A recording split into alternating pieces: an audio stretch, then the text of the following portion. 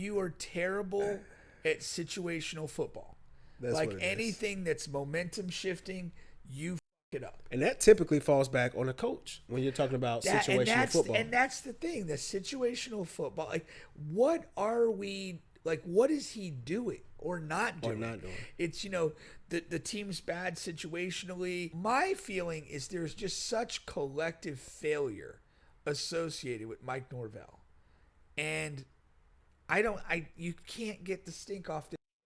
So what do you think went into them saying we're going to run it back with him another year? Two things. Fairly kind of early, I guess. Yeah, two things. And I don't like either one.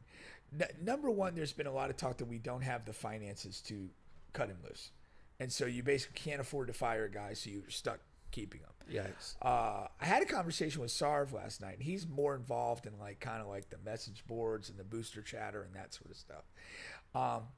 What he was saying is that they're doing an internal revamp of the football program, and what that really the focus of that is creating a true general manager in like an NFL style, where the general manager is in charge of procuring the talent, not necessarily Norvell or the coach. Or the coaching staff.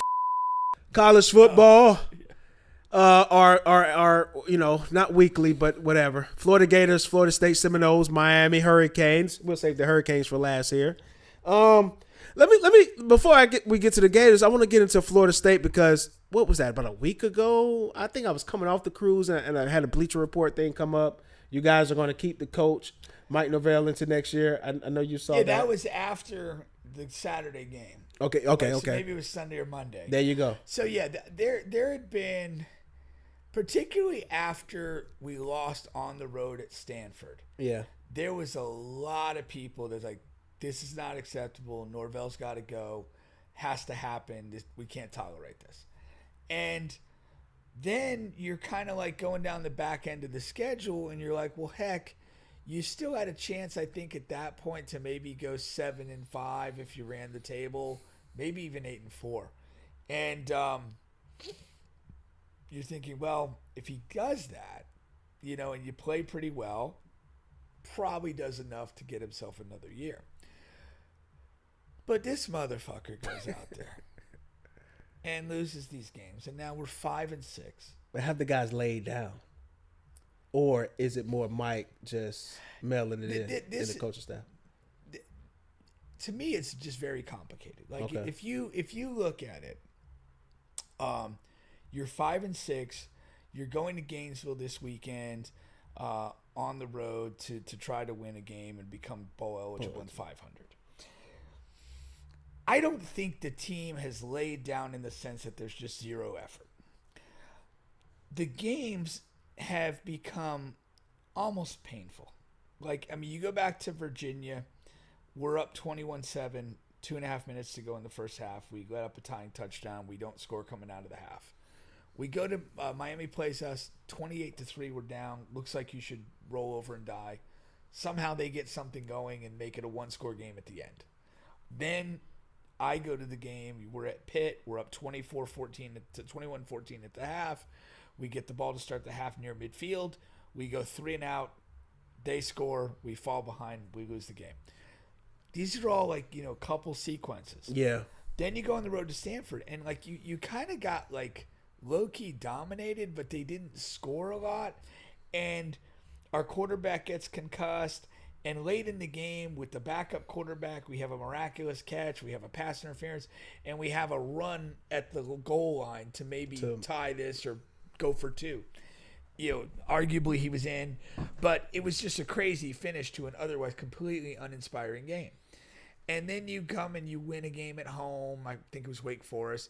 You go to Clemson, you turn the ball over, you just make all these mistakes, and then you win a game. And then you go on the road to NC State. And again, it's a mistake-a-thon. We had a sequence where North Carolina, this is at the time, I believe, a one-score game. And North Carolina State punts us the ball. It's a short punt.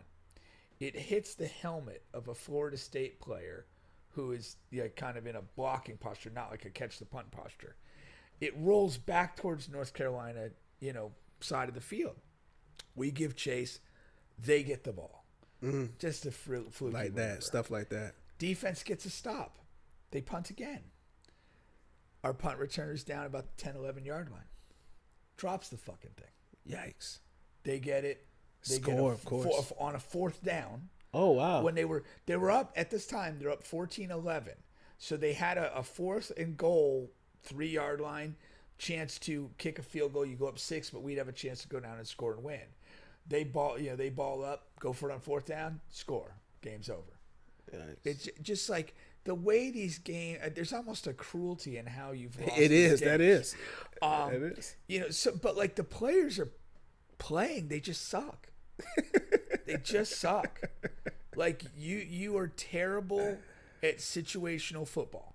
That's like what it anything that's momentum shifting, you fuck it up. And that typically falls back on a coach when you're talking about situational football. And that's the thing, the situational football. Like, what are we? Like, what is he doing or not doing? It's the team's bad situationally. But again, like the punt things, the first one was a little fluky. The second, like, a guy's got to catch that punt. That's why you're back there. That's not. The coach can't catch it for you. Yeah. There's other things along the way, decisions to go for it or not go for it that, coaching. But my feeling is there's just such collective failure associated with Mike Norvell. And you can't get the stink off this shit. So what do you think went into them saying we're going to run it back with him another year? Two things. Fairly kind of early, I guess. Yeah, two things. And I don't like either one. Number one, there's been a lot of talk that we don't have the finances to cut him loose. And so you basically can't afford to fire a guy, so you're stuck keeping him. Yikes. I had a conversation with Sarv last night, and he's more involved in kind of the message boards and the booster chatter and that sort of stuff. What he was saying is that they're doing an internal revamp of the football program, and what that really, the focus of that is creating a true general manager in an NFL style, where the general manager is in charge of procuring the talent, not necessarily Norvell or the coach. Or the coaching staff.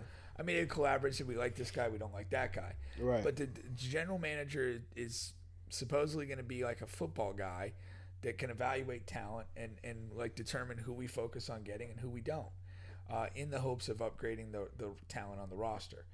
And then the idea is that's kind of where they're going to spend their energy and time, and that Norvell will, get another year to see if he can work in that system.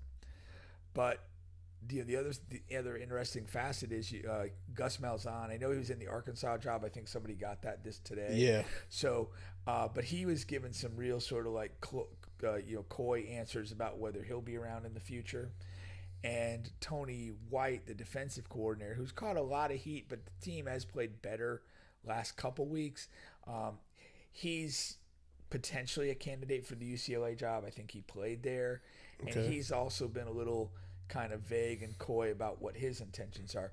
So you could have the reality of Florida State football is you're too broke to fire your coach, so you bring him back.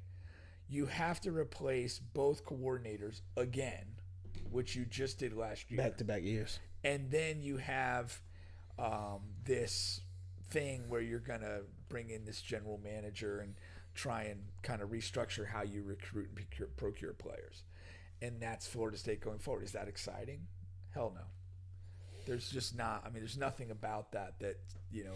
And that sounds like that's going to take a little while. It doesn't sound like something that's going to impact next season.